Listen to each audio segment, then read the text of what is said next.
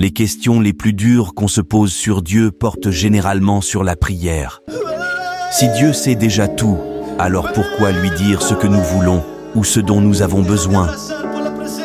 Puisqu'il est bon, pourquoi devrions-nous prier pour le persuader d'agir? Si, dans le cadre du grand conflit, il a déjà décidé qu'il doit s'épanouir un certain degré de mal, pourquoi tenterions-nous de lui faire changer d'opinion à ce sujet? Pourquoi ne voit-on pas plus de miracles, plus de réponses aux prières? Est-ce parce que nous ne prions pas assez? Avec assez de foi? Ou est-ce qu'il n'y a pas assez de gens qui prient? Pour répondre à toutes ces interrogations, nous avons 7 points à considérer, qui sont 1. La prière sert avant tout à construire notre relation avec Dieu. 2. Dieu est une constante. 3. La prière a nous changer nous, pas Dieu. 4. La prière nous branche sur la sagesse et sur la puissance de Dieu. Point 5. La prière met notre volonté en accord avec celle de Dieu. 6. Il est définitivement exclu d'essayer, par la prière, de redéfinir le fossé entre le bien et le mal. 7. Dieu agite à travers les gens pour répondre aux prières d'intercession. C'est ce qui est le plus dur à comprendre avec la prière. Avant tout, abonnez à notre channel si vous voulez nous aider dans notre ministère et partagez notre vidéo. Jusqu'avant, n'oubliez pas que Dieu vous aime beaucoup et les projets qu'il a pour vous, ce sont des projets de paix et non de malheur. Cette année sera pour vous une année de réussite au nom de Jésus. Pour le point 1, la prière ne consiste pas à mettre des billets d'argent dans votre coffre-fort ou à demander à Dieu, comme s'il était le génie des cieux, d'exercer pour nous sa magie. Dieu est tout entier affaire de relations. Je vous ai appelés amis. Jean 15, verset 15. La prière sert à louer, à adorer, à communiquer, à écouter et à être avec Dieu. Partout en tout temps, Dieu n'est jamais absent. Il est le fidèle compagnie. 2. Dieu est une constante. Quelle que soit notre théologie de la prière, elle ne peut subvertir toutes nos autres croyances à propos de Dieu. Dieu est infiniment et parfaitement bon. La prière ne saurait le persuader de devenir meilleur qu'il n'est déjà. Il sait ce qui est le mieux pour nous, et c'est ce qu'il nous souhaite. Et dans les limites du contexte du grand conflit, il fait déjà tout ce qu'il peut pour le bien de tous. Il est venu pour donner la vie, une vie plus abondante. Ce n'est pas un voleur dérobant ou emportant la vie. Jean 10, verset 10.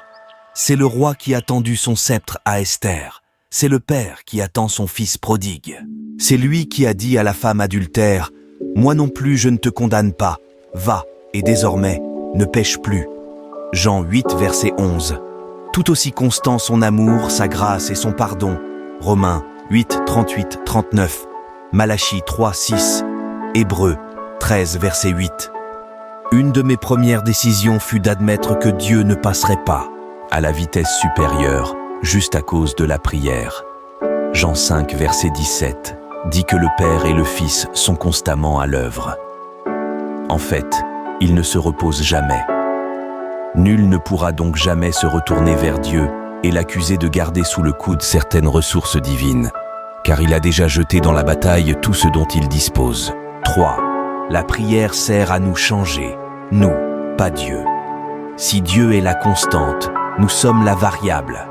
Si la prière ne peut rendre Dieu meilleur, ou plus sage, ou plus conscient, ou plus dur à l'ouvrage, mais si la prière ça marche et ça change les choses, alors c'est nous que la prière va changer, nous qui sommes la variable. La prière nous rend donc plus dociles, plus conscients et plus impliqués. Et ceux d'entre vous qui sont issus de la même tradition de foi que moi reconnaîtront ces mots. La prière n'est pas destinée à produire un changement dans les sentiments de Dieu, mais à nous mettre en harmonie avec lui. Non pas que la prière soit nécessaire pour instruire Dieu de ce qui nous concerne, mais elle nous met à même de le recevoir. La prière ne fait pas descendre Dieu jusqu'à nous, elle nous élève jusqu'à lui. 4. La prière nous branche sur la sagesse et sur la puissance de Dieu. Jésus a dit qu'il fait lever son soleil et fait pleuvoir sur les mauvais et sur les bons, sur les justes et sur les injustes. Matthieu 5, verset 43. Mais qu'importe le soleil si on ne sort pas pour en profiter. La grâce est une constante. La prière nous ouvre le cœur et l'âme pour la recevoir. Prier pour les gens nous rend disponibles afin de devenir des vecteurs de grâce et de puissance pour autrui. Nous entendons alors les chuchotements de Dieu et ses conseils. Téléphone à un tel, va rendre visite à tel autre, ou envoie de l'argent pour un projet missionnaire. Voici ce qu'on raconte à propos d'un dénommé Doug Coe, qui apprend aux gens à prier. Il dit à Bob, qui venait de devenir chrétien et était donc novice en matière de prière, de prier pour quelque chose chaque jour, pendant 6 mois, et que si rien ne se produisait, il lui donnerait $500. Bob décida de faire l'essai et de prier pour un pays. Le Kenya lui vint à l'esprit. Plusieurs mois après, lors d'un dîner, il se trouva à côté d'une femme. Elle lui dit qu'elle dirigeait un orphelinat au Kenya. Il sut aussitôt qu'il ne toucherait pas les $500. En fin de compte, il se rendit dans ce pays pour aider l'orphelinat, s'occupa de recueillir des dons en nature auprès de sociétés pharmaceutiques et de fabricants de fournitures médicales. Il put rencontrer le président kenyan et d'autres hauts responsables et eut un gros effet sur le pays. C'est ainsi que ça marche, la prière. 5. La prière met notre volonté en accord avec celle de Dieu. La volonté de Dieu est parfaite, alors que la nôtre ne cesse de s'améliorer. Là encore, Dieu est la constante et nous la variable. C'est par la prière que nous permettons à Dieu d'agir sur nos cœurs pour réaligner nos pensées et nos choix en conformité avec sa volonté. Fais du Seigneur tes délices, et il te donnera ce que ton cœur demande. Psaume 37, verset 4. Dieu rectifie nos désirs, ce qui nous permet de prier pour ce que nous voulons, sachant que nous prions alors pour ce qu'il veut nous donner. Philippiens 2, verset 12-13. 6. Il est définitivement exclu d'essayer par la prière de redéfinir le fossé entre le bien et le mal. L'Apocalypse 7, verset 1 à 4 indique clairement que Dieu a tracé la frontière que le mal ne peut franchir, mais qu'au dernier jour, il commencera à déplacer cette limite, afin que l'univers tout entier puisse voir les conséquences du mal. Il ne faut pas faire usage de la prière pour essayer d'amener Dieu à repenser cette limite, comme si nous savions mieux que lui ce qu'elle devrait être. Le Seigneur notre Dieu est juste dans toutes les œuvres qu'il a faites. Daniel 9, verset 14. Et en dernier lieu, qu'est le numéro 7. Dieu agit à travers les gens pour répondre aux prières d'intercession. C'est ce qui est le plus dur à comprendre avec la prière. Si la prière ne change pas Dieu, à quoi bon? N'est-elle alors qu'un truc psychologique, de l'autosuggestion, l'expression d'une attitude positive? Non, non et non. Avec la prière, des différences se produisent. Et il ne s'agit pas d'automanipulation mentale. La prière met Dieu en jeu et modifie la dynamique de l'univers. Simplement, elle ne le persuade pas d'être meilleur que ce qu'il est déjà. Le grand conflit qui se déroule dans notre monde fait s'opposer deux armées, Dieu et les forces célestes, d'une part, et Satan et ses alliés ici-bas. Si nous acceptons l'hypothèse que, parce que Dieu est bon et constant, il fait déjà le maximum dans les limites de ce combat cosmique, alors la prière ne saurait modifier cette partie de l'équation. Elle ne le peut pas.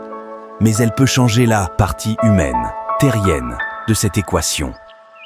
Quand nous prions, nous offrons à sa volonté nos cœurs et nos porte-monnaies, notre temps et notre énergie.